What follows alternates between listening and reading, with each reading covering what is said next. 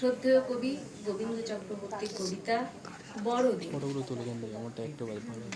গ্রামের গির্জার পথে যখনই বুড়ো জোসেফের সঙ্গে দেখা হয়, এই একটা কথাই তাকে বারবার জিজ্ঞাসা করি, আচ্ছা ভাই জোসেফ, রোজই তো গির্জায় ঘন্টা বাজে, কিন্তু প্রভুর পুনর্বিভাবের আর কত দেরি?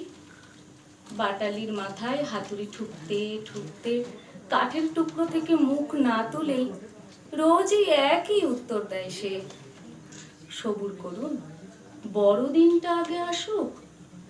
দেখতে দেখতে কঠিন তুষারপাত শুরু হয়, গাছে গাছে সকরুণ পাতা ঝরে, গান ভুলে যায় পাখি, নদীও শিউরে হয়ে যায় এতটুকু।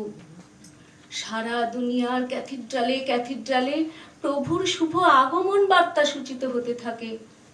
অনেক অনেক ডিসেম্বরের মাইলস্টোন পেরিয়ে বয়স বাড়ে পৃথিবীর, বয়স বাড়ে আমার।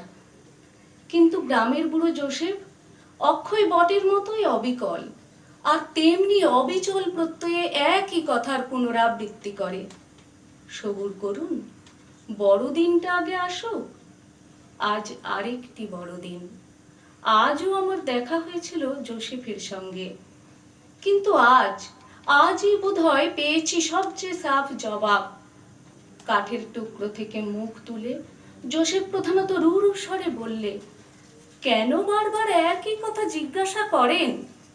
যদিও গোটা পৃথিবীটাই আজ একটা আস্তাবল। তবুও যিশু কোথায় আসবেন, আর কেনই বা আসবেন? সেই স্বর্গীয় শিশুর শয্যা রচনার জন্য স্টেপির বিস্তীর্ণ প্রান্তরেও কি মিলবে এমন এক মুঠো শুকনো ঘাস, যেখানে ছিটে পড়েনি এক ফোঁটা রক্তের?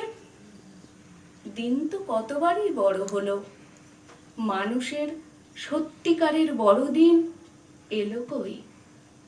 নমস্কার।